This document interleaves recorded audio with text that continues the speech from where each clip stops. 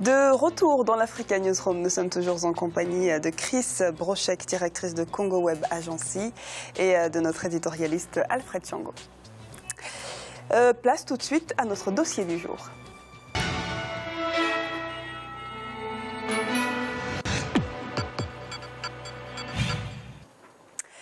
À 64 ans, Claudine Mounari Mabonzo nourrit encore de grandes ambitions politiques. Première femme directrice de cabinet d'un président de la République, en l'occurrence Pascal Lissouba, la députée de Muyonzi milite pour l'unité du pays et son développement en République du Congo. Elle considère que les femmes ont le pouvoir de changer les choses uniquement si elles décident de s'exprimer. Reportage de Deva Panzo, notre correspondant au Congo-Brazzaville. Claudine Mounari Mabonzo est une femme engagée dans le combat politique dans son pays. Née le 7 décembre 1953 à Muyonzi, dans le département de la Bouenza, cette fille d'un cadre des services agricoles va poursuivre ses études en France à l'issue de l'obtention d'un baccalauréat D. Elle obtiendra un DSS en économétrie à l'université Panthéon-Sorbonne. Elle commence à travailler entre 1976 et 1981, d'abord en tant que chargée d'études pour l'entreprise automobile Citroën, puis assistante du directeur financier pour une entreprise des travaux publics. Après son séjour en Europe, elle décide de rentrer au Congo et assure la direction administrative et financière de SIATA, un cabinet de conseil français. La Conférence nationale souveraine de 1991 lui permet de faire la connaissance de Pascal Lissouba. Avec lui, elle participe à la création de l'Union panafricaine pour la démocratie sociale et devient assistante chargée des finances et du matériel. Lors de la victoire de Pascal Lissouba à la présidentielle de 1992, elle devient la première femme directrice de cabinet d'un président de la République. 4 ans plus tard, en 1996, elle réussit à se faire élire maire de sa ville natale de Muyonzi. Mais à la chute du pouvoir de Lissouba en 1997, elle est contrainte à l'exil. Elle est de retour au Congo en 2001 afin de participer au dialogue national initié par le président Denis Sassou Nguesso. Retour gagnant puisqu'elle est élue députée de Muyonzi dès le premier tour en 2002. Entre 2007 et 2009, Claudine Mounari a occupé la fonction de deuxième secrétaire de l'Assemblée nationale. C'est à cette période qu'elle crée son parti politique, le Mouvement pour l'unité, la solidarité et le travail. En 2009, elle entre au gouvernement en tant que ministre du Commerce et des Approvisionnements. Elle a été la seule femme candidate à l'élection présidentielle du 20 mars 2016, à l'issue de laquelle elle n'a obtenu que 1,54%. Elle est depuis juillet 2016 présidente du FROCAD, une plateforme de l'opposition. Que représente cette femme dans l'histoire politique du Congo? Comment cette économiste de formation a été intéressée par la politique? Aujourd'hui, Claudine Mounari est-elle satisfaite de son parcours? Construire un pays est une œuvre de tout le monde. Elle entend être une actrice de cette construction nationale et non une spectatrice. Moi, je suis une femme politique qui se bat pour la construction d'un pays avec les autres. Un pays où nous partageons à la fois les difficultés, mais aussi les fruits. C'est ça mon rêve en politique, c'est ça faire la politique pour une meilleure gestion de la cité, pour que ces fruits, nous en ayons encore plus à partager les uns avec les autres. Selon certains observateurs, Claudine Mounari serait entrée dans l'histoire sociopolitique du Congo comme une actrice qui a fait ses preuves durant la période de la démocratisation. Son passage au sein du ministère du Commerce et des Approvisionnements a été marqué par la réduction des prix des denrées alimentaires, mais aussi du prix du sac de ciment. Elle est considérée comme une dame de fer. Madame Mounari, aujourd'hui, est rentrée dans l'histoire sociopolitique du Congo.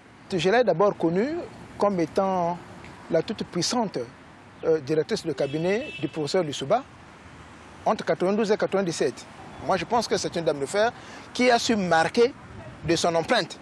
D'aucuns pensent que c'est pour une première fois qu'une femme s'est placée au devant de la scène politique au Congo en dirigeant une plateforme de l'opposition et pas la moindre. L'ancienne, toute puissante directrice de cabinet n'aurait bénéficié d'aucun traitement de faveur. À chaque consécration, le mérite a été au rendez-vous. C'est une espèce en voie de disparition dans notre pays, parce qu'elle n'a pas connu son ascension politique tout simplement parce qu'on voudrait lui faire des faveurs en tant que femme, mais parce qu'elle s'est imposée de par ses idées, de par ses convictions. Une femme qui, pour la première fois en Afrique centrale et peut-être dans d'autres pays, préside aux destinées d'une plateforme assez importante de l'opposition congolaise. Depuis sa participation à l'élection présidentielle du 20 mars 2016, où elle a terminé à la 7e place avec seulement 1,54%, Claudine Mounari est apparue de moins en moins en public en dehors de quelques réunions avec ses collègues du FROCAD IDC CJ3M. Celle qui a choisi de s'opposer au changement de la Constitution du 20 janvier 2002 n'est pas du tout considérée par tous comme une opposante. Je ne suis pas d'accord quand les gens qualifient Mme Mounari d'opposant, personnellement. Moi, je pense que c'est une dissidente. Parce qu'elle a eu à appartenir, et elle a appartenu à la majorité présidentielle. La seule chose qui l'a éloignée de la majorité présidentielle, ce n'est pas une affaire idéologique. Parce que Mme Mounari fait partie de ceux-là qui se considèrent comme les sociodémocrates. Et la majorité au pouvoir, c'est aussi les sociodémocrates. Claudine Mounari représente un modèle pour les femmes africaines en général et congolaises en particulier. Elle pense que la femme congolaise n'est pas assez audible. Ainsi, elle a invité à l'occasion de la Journée internationale de la femme, toutes les femmes congolaises à prendre conscience du pouvoir de leur voix et à se faire entendre. Quant à son combat, Claudine Mounari reconnaît qu'il est lent, mais qu'elle est fière de s'y être lancée. Moi, je me bats pour le respect de l'ordre constitutionnel et l'alternance démocratique dans mon pays. Et je suis très fière d'être de ce combat-là, je me sens honorée. Mais c'est un long combat. Je pense que quand dans un pays comme le nôtre, l'État n'existe plus, se battre pour libérer son pays n'est plus un choix, c'est un devoir. Claudine Mounari nourrit encore plusieurs envies dans sa carrière politique. À 64 ans, les observateurs estiment qu'elle a encore la possibilité de pouvoir occuper des grandes fonctions administratives et même politiques dans son pays, telles que la présidence de l'Assemblée nationale, du Sénat et même de la République. Les mêmes observateurs affirment qu'elle devrait davantage s'investir dans l'éducation de la femme. Je voudrais encore la voir organiser des grands meetings avec des grandes mobilisations, organiser pourquoi pas certaines choses pour éduquer d'autres femmes qui ne sont pas absolument liées à la politique, d'apporter un peu une valeur ajoutée à celles qui n'ont pas la possibilité, n'est-ce pas, de connaître leurs droits. L'année 2017 sera une année élective en République du Congo, mais quant à sa participation aux prochaines législatives, Claudine Mounari semble plus préoccupée par les graves problèmes que rencontrent les Congolais. La crise politique et sécuritaire dans le département du Poul, par exemple, qui pourrait empêcher la tenue du scrutin dans ce département. La priorité des autorités congolaises devrait être, selon elle, d'apaiser le pays et de le remettre en ordre de bataille pour le développement. Avant de débattre sur le sujet, nous allons donc accueillir M. Brice Nzamba qui nous a rejoint sur ce plateau. Bienvenue, M. Nzamba. Je vous remercie. Alors, nous venons de voir un petit peu le portrait de Claudine Mounari Mabonzo. Je m'adressais à vous, Madame Borochek. Vous avez travaillé à ses côtés. Qu'est-ce que vous retenez de son parcours? Quel type de femme est-elle finalement? Moi, je pense qu'elle a eu un parcours assez atypique. Et c'est vrai que c'est une femme exceptionnelle. C'est une femme de poigne. Et c'est une femme aussi déterminée, c'est-à-dire que quand elle s'engage dans quelque chose, elle s'engage jusqu'au bout et elle met les moyens qu'il faut pour y arriver. Donc elle ne lâchera pas l'affaire tant qu'elle ne sera pas présidente de la République du Congo? Je ne pense pas, mais je ne sais pas, je peux pas répondre à sa place, mais ce que je sais, c'est qu'elle est, elle est déterminée dans ce qu'elle veut et dans ce qu'elle fait. Comment finalement c'est... Comment se faire une place dans ce monde politique en République du Congo? C'est justement pour ça que je dis qu'elle a un parcours atypique et assez exceptionnel, parce qu'elle a gravi les échelons quand même, comme on dit, les échelons, elle a gravi les échelons un par un. À la force du poignet, comme on dit, c'est comme ça qu'on dit. Voilà, elle a gravi les échelons à la force du poignet. Et quelles sont les difficultés que vous avez rencontrées, vous, en travaillant à ses côtés? C'est une femme politique. Vous avez rencontré divers milieux nationaux et internationaux. Quels ont été finalement vos obstacles en tant que femme, si vous en avez eu? En travaillant avec elle, j'ai pas vraiment eu d'obstacles, parce que je pense qu'elle a plané bien des chemins et que de toute façon, elle est tellement forte et déterminée dans ce qu'elle veut que, bon, voilà, tout s'aplanit en général au passage. Maintenant, moi, j'ai pas eu l'occasion de travailler en politique, à part avec elle dans le pays. Mais c'est clair que les femmes, oui, elles rencontrent certains obstacles.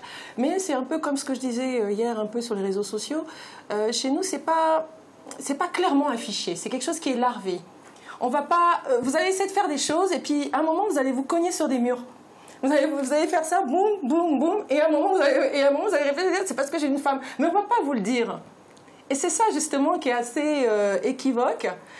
Et puis après, voilà, bon, en fait, ça, c'est toujours le temps en fait, de s'imposer. Je pense que le Congo, c'est comme dans beaucoup de pays, les gens sont méfiants. Donc, quand vous arrivez, il faut montrer patte blanche, il faut montrer que vous avez la capacité, il faut montrer que vous savez vraiment ce que vous voulez.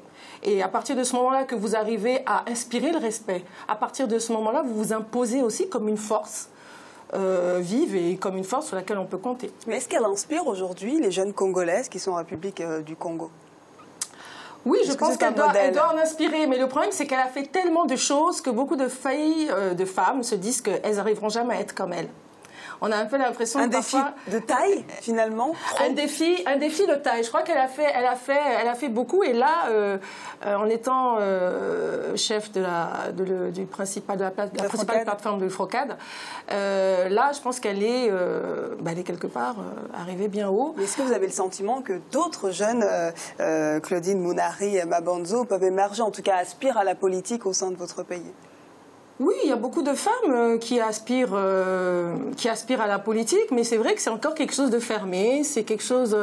Parfois, elles vont se dire qu'on manque de moyens ou on n'a pas suffisamment d'instructions. Rien que la manière dont elle parle. Moi, ce que j'ai bien aimé chez elle, c'est qu'elle est très pro, mais on l'appelle aussi la mama. Donc, elle a aussi ce côté aussi très rassembleur, très affectif. Et ce côté maternel a été une force finalement. Voilà.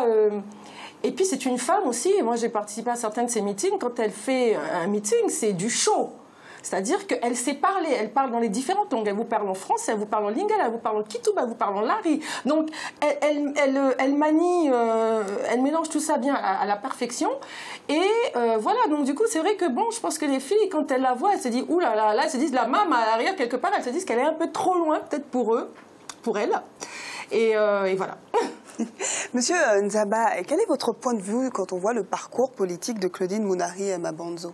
Écoutez, ce que je peux dire, c'est que quand on voit le parcours de Madame Claudine Mounari, on a le sentiment d'être en face d'une sorte d'Athéna. Vous savez, dans la mythologie grecque, Athéna qui naît toute armée, de pied en cap, en poussant un cri de guerre, et on sent que c'est quelqu'un qui a de la force intérieure et qui sait générer de l'influence et qui sait user de son influence là où elle arrive et qui sait s'imposer en comprenant l'intelligence des rapports de force du lieu où elle s'y trouve. Et ça, c'est, à mon avis, c'est la première force, le premier atout auquel on peut reconnaître à cette dame, parce qu'on a vu même durant le règne du président Pascal Lissouba, elle a commencé par être d'abord simplement directrice de cabinet, comme pourrait être toute directrice de cabinet, et puis en usant de son influence, elle a pu, en ce moment-là, acquérir beaucoup de poignes et devenir quasiment incontournable dans le jeu de pouvoir lors du règne du président Pascal Lissouba. Vous estimez que c'est un poids historique aujourd'hui, une personnalité qui va marquer le pays ? Alors, moi, je n'irai pas jusque-là, mais ce que je peux dire, c'est que c'est une femme qui a l'intelligence du rapport de force, qui sait générer de l'influence, user de cette influence et s'imposer dans un milieu. Elle a fait la démonstration au cours du règne du président Lissouba. Elle a pu aussi, avec l'actuel, en fait, avec le retour au pouvoir du président Denis Sassou Nguesso, elle a pu aussi jouer de son influence pour être nommée ministre. Et après avoir été en rupture de banc avec le gouvernement de l'époque, elle a pu, encore une fois de plus, s'imposer au sein de ceux qui pourtant étaient toujours opposants depuis longtemps, pour aujourd'hui être leader de cette plateforme. Donc on voit bien qu'on a en face une femme déterminée, une femme forte, courageuse, et qui, à mon avis, ce sont des atouts qu'on peut lui reconnaître. Bon, maintenant, une fois qu'on a dit ça, on peut après discuter sur ses choix. Est-ce que ces choix politiques ont toujours été fondés sur l'intérêt général? Et ça, c'est d'autres questions, d'autres débats. Mais en tout cas, on peut lui reconnaître cette force de positionnement, cette intelligence du rapport des forces, cette capacité à gérer l'influence et à comprendre surtout les enjeux des rapports de force qui sous-tendent la vie politique du Congo-Brazzaville. Mais il reste un constat, il y a très peu de femmes qui se présentent à l'élection présidentielle, c'était la seule en République du Congo, c'est un peu le cas un peu partout. Est-ce que vous pensez qu'il y a une voie pour engager toutes ces femmes à finalement s'exprimer au devant de la scène et durant ces périodes électorales? Oui, ce qu'il faudrait dire, c'est que le Congo-Brazzaville, comme la plupart des pays africains, les lieux de pouvoir, ce sont des lieux qui sont malheureusement encore très phallocratiques, hein, s'il faut utiliser ces termes. C'est-à-dire que c'est un lieu d'hommes. C'est un lieu d'hommes. Donc les mentalités doivent changer. Voilà, c'est ça. C'est-à-dire que les hommes qui sont dans les lieux, souvent, considèrent ou voient mal immédiatement qu'une femme vienne s'imposer dans leur milieu d'hommes. Et souvent, ces hommes ont tendance à passer par certains rituels pour coopter, pour accepter une femme dans leur milieu. Et ce qui fait que pour les filles ou les femmes qui veulent s'engager en politique au Congo, ou en Afrique de façon générale, au Congo en particulier, il faut beaucoup de force intérieure pour générer des moyens d'autonomie. Donc autonomie intellectuelle, autonomie morale, autonomie financière. Or, pour incarner ces trois possibilités d'autonomie, il faudrait être quelque part un peu Athéna. Voilà. Alfred, on vient de voir le parcours de Mme Munari Mabonzo. Quand on voit le parcours d'une femme qui est visiblement une battante au sein de la classe politique congolaise, finalement, quelle est l'évolution de la condition africaine de ces femmes qui tentent justement de briguer des postes à très haut niveau? Mais voilà, Diarra, hein, tous les soirs, je rends ici hommage à mes très chères téléspectatrices. C'est indéniable. Je rends aussi hommage à toutes les femmes d'Afrique qui se battent chaque jour, hein, au quotidien, pour améliorer le quotidien de leur famille, de leurs enfants, pour soutenir la famille, pour aider, etc. Parce que ça a toujours été leur mission, mais elles ont rencontré plusieurs obstacles dans leur parcours liés soit à la tradition, coutume, aux manières politiques modernes, contemporaines. Brice venait de rappeler, hein, c'est un milieu d'hommes, et donc accepter une femme dans ces milieux, c'est très problématique. Elle a su, évidemment, elle, briser ce plafond de verre, mais pour elle-même, et il a fallu effectivement avoir du caractère pour pouvoir tenir dans ce milieu-là. Et ce qu'on peut peut-être dire, c'est qu'effectivement, toutes les filles, toutes les femmes du Congo n'ont pas sa trempe à elles. Voilà. Ça voudrait dire effectivement qu'il faut être un peu masochiste pour accepter d'entrer dans ce milieu-là. Se dire, je vais prendre de coups, je vais souffrir, mais j'ai de la ténacité et puis je vais y aller jusqu'au bout. Et donc, il faut de l'audace pour s'engager. Je crois que pour les jeunes filles, les jeunes femmes du Congo-Brazzaville, comme d'ailleurs, ça c'est le plus gros défi. Les études, mais des très bonnes études, ne dépendre de personne que d'elles-mêmes. L'autonomisation, comme il exactement, disait. Très bien. Pour pouvoir percer dans ce milieu si machiste et si phallocratique encore. Deux grands défis donc. On va, cela dit, procéder au rappel des titres qui ont été développés en début d'émission, avec d'abord le mécanisme africain d'évaluation par les pairs qui célèbre ses 14 ans ce jeudi. Le MAEP a été adopté dans le cadre du nouveau partenariat pour le développement de l'Afrique. C'était le 3 mars 2002 à Abuja, au Nigeria, pour notamment consolider la démocratie et la bonne gouvernance en Afrique.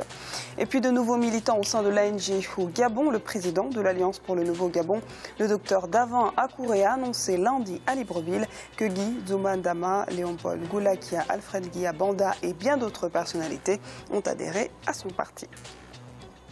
Nous allons à présent marquer une courte pause. On se retrouve dans quelques instants pour la suite de l'Africa Newsroom. A tout de suite.